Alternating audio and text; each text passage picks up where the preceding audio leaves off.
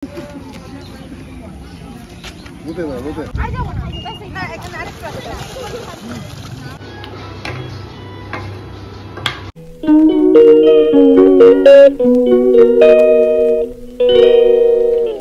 Guys, very good morning and welcome back to my channel. আজকে আমরা যাচ্ছি হলো গঙ্গায় স্নান করতে। তোমাদেরকে বলেছিলাম যে আমরা মামনি আসার পরে যাব গঙ্গায় স্নান করতে, তো আজকে যাচ্ছি। আর এখন বাজে 9টা। আমি 9টার সময় উঠে ভাবলাম যে মামনির কথা ছিল আর কি, মামনিরা সকালবেলা হাঁটতে যায়, তো মামনি বলেছিল সকালে তরকারি কেটে রাখবে। আমি তারপরে ঘুম থেকে উঠে ভেবেছিলাম রান্না করবো 9টার সময় করে 10টায় বেরোবো, টোটো বলা আছে। আমি উঠে এসে দেখছি যে মামনি সব রান্না বান্না সবকিছু কমপ্লিট। তো আমার এখন কিছুই করার নেই, জাস্ট ভাতটা বসাতে পারিনি মামনি, কেন কি রাইস কুকারে বসে আমি ভাত, তো ভাতটা বসিয়ে আমি স্নানে চলে যাব, তারপরে রেডি হয়ে বেরিয়ে যাব গঙ্গা স্নানের জন্য। আর কি রান্না করেছে মামনি দেখাচ্ছি। এই যে সকাল থেকে রান্না বান্না করছে, কিছু কমপ্লিট।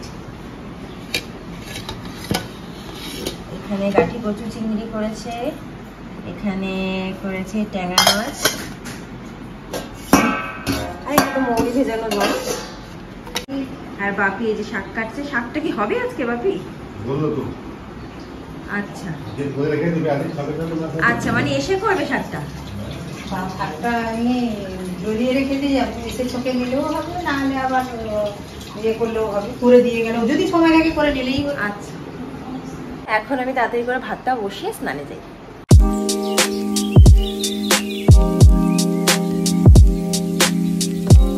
ও গাইজ, আমি একটা ভুল ইনফরমেশন দিয়েছি, মানে ইনফরমেশনটা ভুল দিইনি, আমার কাছে ভুল ইনফরমেশন ছিল যে আমি বলেছিলাম আমি স্নান করে যাব। অ্যাকচুয়ালি স্নান করে যাব না, এমনি জামা টামা ছেড়ে বাসি জামা কাপড় অন্য জামা কাপড় পরে যাব, কারণ কি ওখানে আমরা স্নান করছি। সো যাচ্ছি এবার আমি ফ্রেশ হতে। গুড মর্নিং, উঠে পড়েছে, আমিও রেডি হয়ে গেছি গাইজ। কাজল ফাজল পরার কোনো দরকার ছিল না, বাট তাও ভাবলাম বেরোই না, কোথাও বেরোচ্ছি না, পড়ি। শোনা, বাবার কাছে এবার খেয়ে নাও। গাড়িও আমাদের এসে গেছে, মানে টোটো আমাদের এসে গেছে গাইস। তুমি কে যে আমি কোলে নেব? গাইস কোলে উঠবে, বুঝছো, নামবে না। কে তুমি? গুলু, গুলু। এটা কে আমার? এইটা কে আমার? আমাদের বাবা হয়।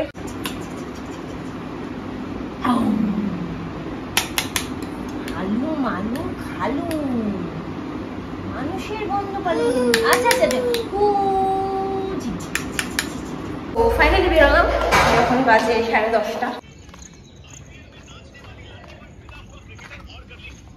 তুমি ঠাম্মির কাছে বসেছো?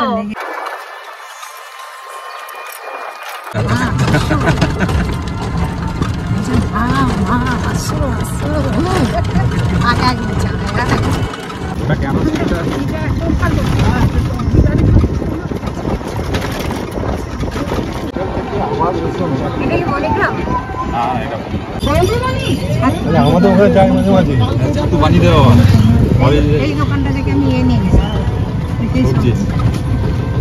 ছাতু বানিয়ে দেয় এখন দেখেছি তো, হাতে হাতে ওয়েট করে।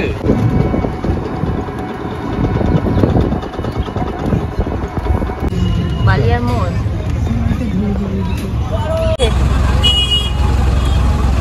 ডাকছে ডাকছে। সৌরভ ওই দূরে আমবাগান থেকে আম নিয়ে গেছিল একবার, অনেক। চলে এসে গেছি গাইস গঙ্গায়, ভাগীরথীতে।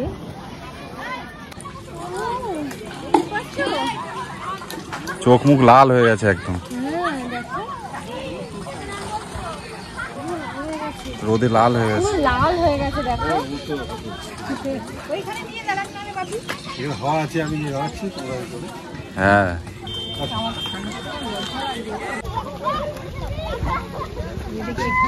লোক যায় না, যাই সব দেখছি।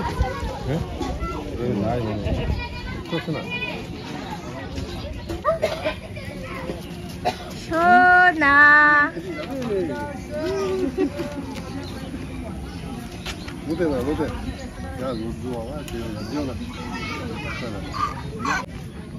এই তো দেখো তো মেমে মেমে কত টাকা? ফার্স্টে মামনি যাচ্ছে আগে পুজো করতে গঙ্গায়, তারপর আমরা স্নান করব। 5 টাকা দেবো? এখানে আমার ছেলে দাঁড়িয়ে আছে বাপির সাথে। মোমকে 5 টাকা দেবো? 2 টাকা নি, আমি খুচরো রাখি না।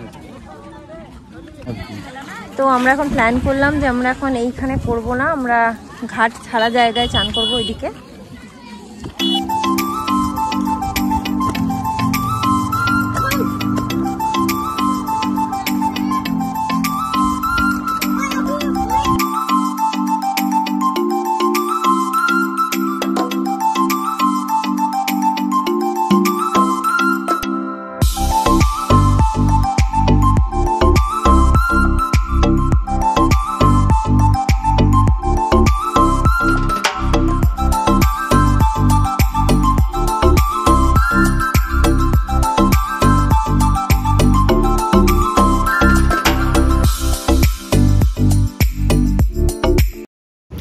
কোথায় যাচ্ছ তুমি অত দূরে?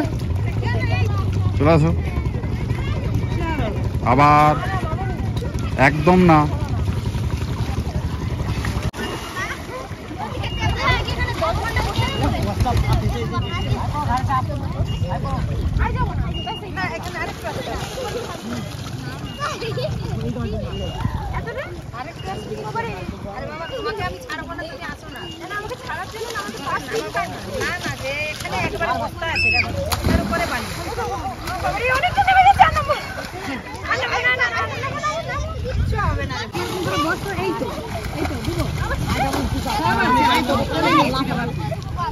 ডুবে যা, ডুবো ডুবো।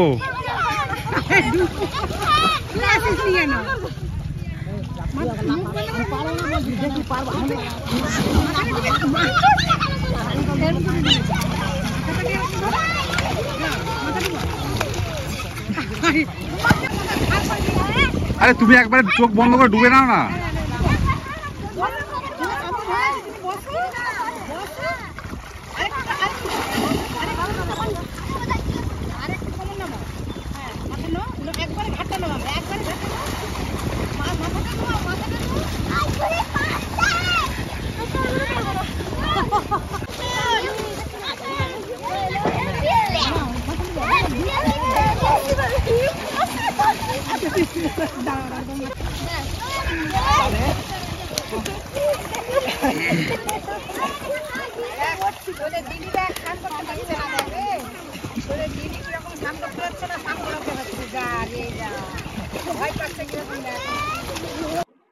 আমি অনেক চেষ্টা করলাম গাইস, বাট তাও আমি ডুব দিতে পারলাম না। যাই হোক, এখন চুল খুলে মামনি দিয়ে দিচ্ছে জল, কেন কি চুল ভেজাতেই হবে গঙ্গা স্নান করতে গেলে।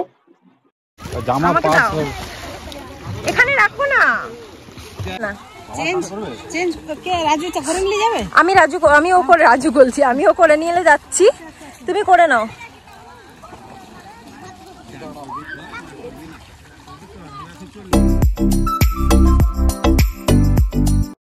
ডুব দাও দেখি, তুমি ডুবতে পারো?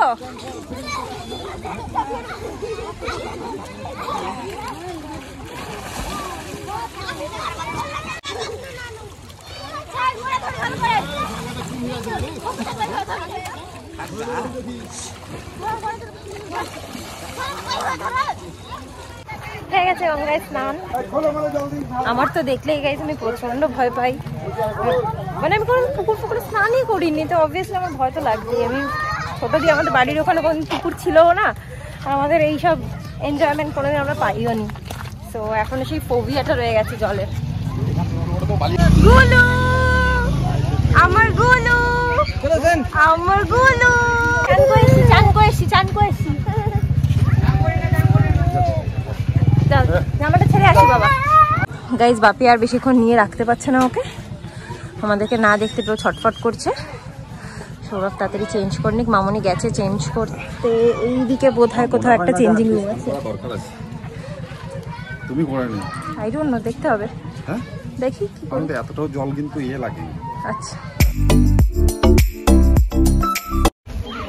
আচ্ছা, চলো চলো চলো চলো চলো। বাপি ওর মাথায় একটু জল ছিটিয়ে দিও।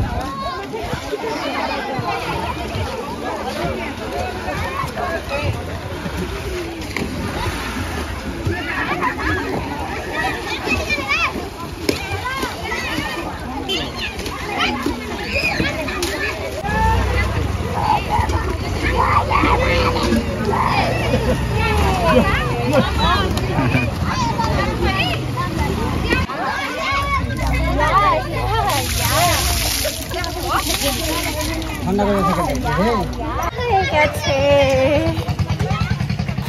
গঙ্গা স্নান ডান। ছেলের মাথায় একটু ছিটে দিয়ে দিলাম। গাইস আমার বাবাও চান করেছে বলে দেখো জামাটা চেঞ্জ করেছে না। অ্যাকচুয়ালি এত ঘামে ভিজে গেছে যে ওকে আমরা বাধ্য হলাম জামা চেঞ্জ করাতে। এমনিতে একটা করে স্পেয়ার তো আনাই থাকে সবসময়। আমার টিপটা ওঠেনি এখনো, আমি তো ডুবি দিইনি। আমার টিপ আর উঠবে কি?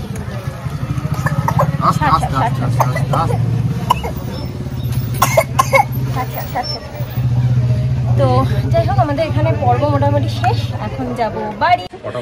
আর কটা বাজে দেখতে হবে। আর এখন হচ্ছে একটুখানি আমাদেরকে যে দাদা নিয়ে এসেছে টোটো করে, তাকে বলা হয়েছে একটুখানি জাম পাড়ার জন্য টাউনশিপের। সো মাউন্ডে গিয়ে এখন জাম পারবে। এখন আমরা যাবো বাড়ি। বাপি ড্রেসটা চেঞ্জ করতে গেছে, সেই জন্য একটু অপেক্ষা করছি। আর এখান থেকে গঙ্গা জলও ভরে ভরে নেওয়া হয়েছে অনেক।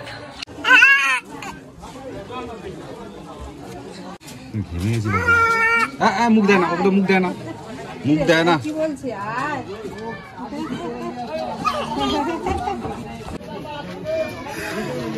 হাগিস দিয়ে হাওয়া চলছে। কি করবো, এত গরম লাগছে। ওর কিছু আনিও নি হাওয়া দেওয়ার। হ্যাঁ তো এখন আমরা ফিরছি। চান না করে ওরই মনে হচ্ছে ঘুম পেয়ে গেছে। ঘুম পাচ্ছে মনে হয়, রাতে উঠলো।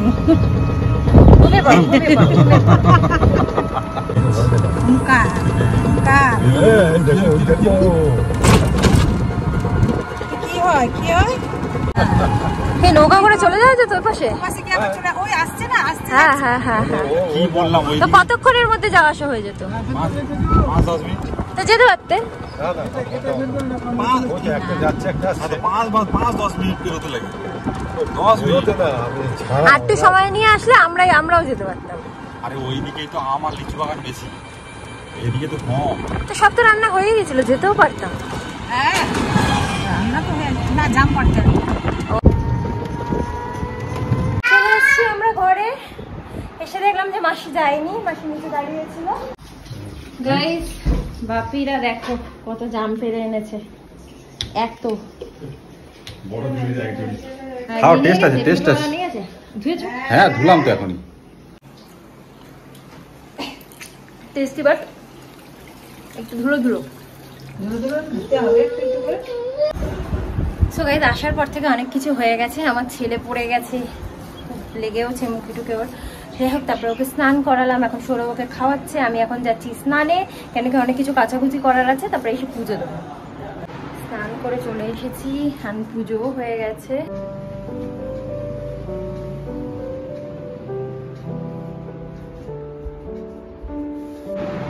আর আমার ছেলেকে খেতে বসানো হয়েছিল, সৌরভ খাওয়াচ্ছিল। এখন আমি স্নানে গেছি, বাট ও খেতে পারেনি, ঘুমিয়ে পড়েছে। তো যাই হোক এখন দেখি আমরা খেয়ে নিই, খেয়ে তারপরে ওকে খাওয়াবো। খেয়ে দিয়ে নিয়েছি, এবার একটুখানি গিয়ে রেস্ট করি, ছেলের পাশ থেকে একটু শুয়ে পড়ি। ও আবার কখন উঠে পড়বে, তাহলে শোয়া হবে না। সো আজকে যেহেতু সানডে, আজকে ছুটির দিন, বাট প্রত্যেক ছুটির দিনেই ভাবে একটু বেশি ঘুমাবো, কোনো ছুটির দিনেই পারি না। যাই হোক চেষ্টা করে দেখি দুপুরবেলাটা। ঘুমটা হলো না, ঘুমাতে পারলাম না, কারণ এই যে গাইস এই জন্য দেখতেই পাচ্ছ। মহারাজ ভাত খেলেন, ঘুম থেকে উঠে একটুখানি পটি করলেন, এখন একটু খেলাধুলো করছেন। তাহলে মহারাজকে ছেড়ে আমি কি করে ঘুমাই? টাটা, আমি চলে গেলাম টাটা টাটা টাটা, চলে।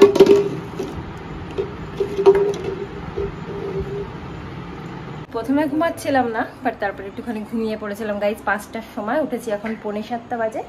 এখন একটুখানি ছেলেকে আপেল খাওয়াবো, আর ছেলে এখন একটু খেলা করছে দাদার সাথে। নেমে পড়লো ঘোড়া থেকে, ঘোড়ার চাকা চালাবে।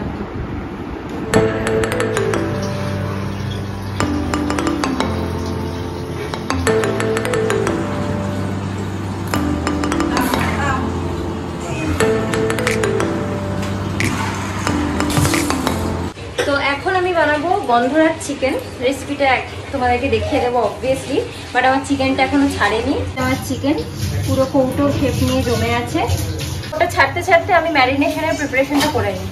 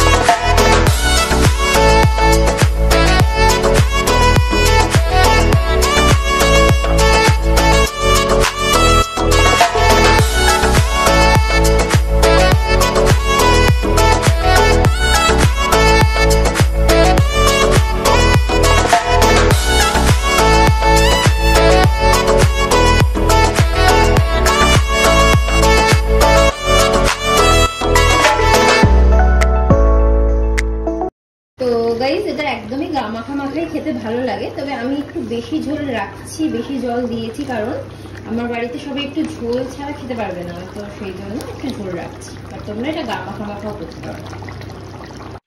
এখন টুকরো করে কেটে রাখা গন্ধরাজ লেবু, তার সাথে কয়েকটা কাঁচা লঙ্কা দিয়ে কিছুক্ষণ ঢাকা দিয়ে রাখবো।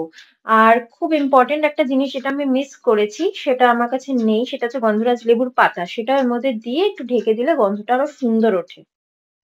যাই হোক, আমার চিকেন এখন রেডি। 9:40 বাজে, চিকেনটা কমপ্লিট হলো। মামনি এখন রুটি করছে, একটু পরে সৌরভ অফিস থেকে চলে আসবে, ওর আজকে ইভিনিং ছিল।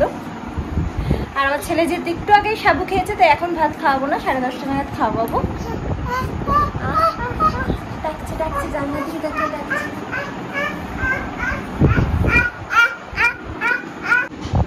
ওই যে দেখা যাচ্ছে জানলা দিয়ে। কেমন লাগলো মামনি গন্ধরাজ চিকেনটা? ওই শাহী চিকেনটা বেশি ভালো না, এটা তোমার তো ওটাই ফেভারিট। আমার সেটাও ভালো, আর এটা যে কড়াইতে করেছো আরো ভালো হচ্ছে, মানে চিবাতে পেরেছি। পেরেছো? নরম করেছি। হ্যাঁ, যাক তাহলে ভালোই হয়েছে। উনি বললো খুব ভালো হয়েছে, সবারই ভালো লেগেছে। আর তারপরে আমি ডিনারটা করেই ফেললাম, কারণ কি ছেলে তো ঘুমিয়ে পড়েছে, সৌরভ ঘুম পাড়িয়ে দিয়েছে, ও আর আসেনি। আর এখন আমি ব্লগটাকে এন্ড করে চলে যাবো শুতে। সো আজকের মতো ব্লগটা এই পর্যন্তই। যদি তোমাদের ব্লগটা ভালো লেগে থাকে, then please you like, comment, share and subscribe to my channel. আবার একটা নতুন ব্লগ নিয়ে চলে আসবো খুব শিগগিরই। Till then tata, bye, good night, sweet dreams and love.